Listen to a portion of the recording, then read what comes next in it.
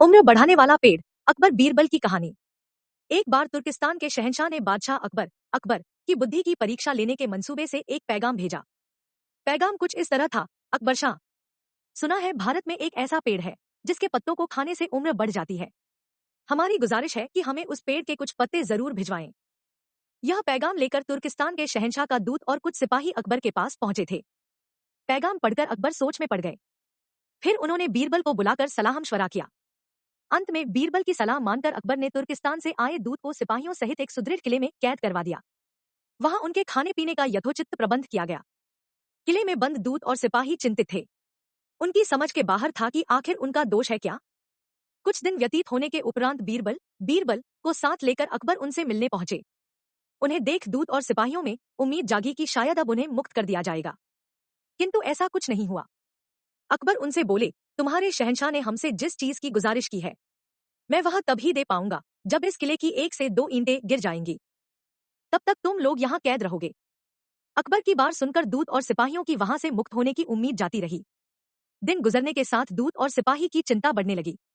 उन्हें अपना परिवार और अपने देश का सुखमय जीवन याद आने लगा।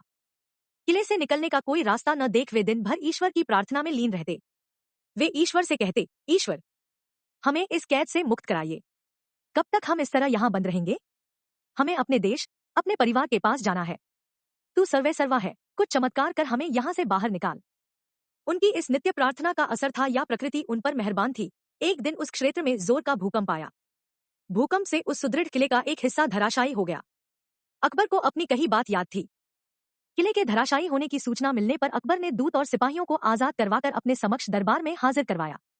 अकबर उन्हें संबोधित करते हुए बोले, तुम्हें तुर्किस्तान के शहंशाह का वह पैगाम याद होगा जिसे लेकर तुम लोग हमारे पास आए थे। अब तो शायद तुम्हें उस पैगाम का जवाब पता चल गया हो। यदि नहीं तो बीरबल तुम्हें उसकी व्याख्या करके देगा। अकबर के इतना कहने के बाद बीरबल अपने स्थान से उठ खड़ा हुआ और कहने लगा, बादशाह अकबर ने एक दूत होते हुए भी आप लोगों को कैद कर लिया था। कहीं ना कहीं ये एक प्रकार का जुल्म था। आप लोगों की संख्या मात्र 50 है और देखिए आपकी आह से इतना सुदृढ़ किला धराशायी हो गया। अब सोचिए जिस देश में हजारों लोगों पर जुल्म हो रहा हो, उनकी आह का क्या असर होगा। क्या वहां के बादशाह की उम्र बढ़ेगी?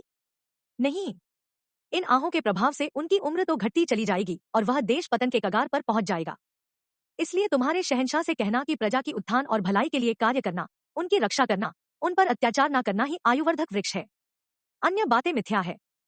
तुर्किस्तान के शहंशाह के दूत और सिपाहियों ने जब तुर्किस्तान पहुंचकर ये बात अपने शहंशाह को बताई तो उनकी आंखें खुल गई। वे अकबर के कायल हो गए। इस तरह बीरबल की अक्लमंदी से अकबर तुर्किस्तान के शहंशाह के द्वार ली गई बुद्धि की परीक्षा में सफल हो सके।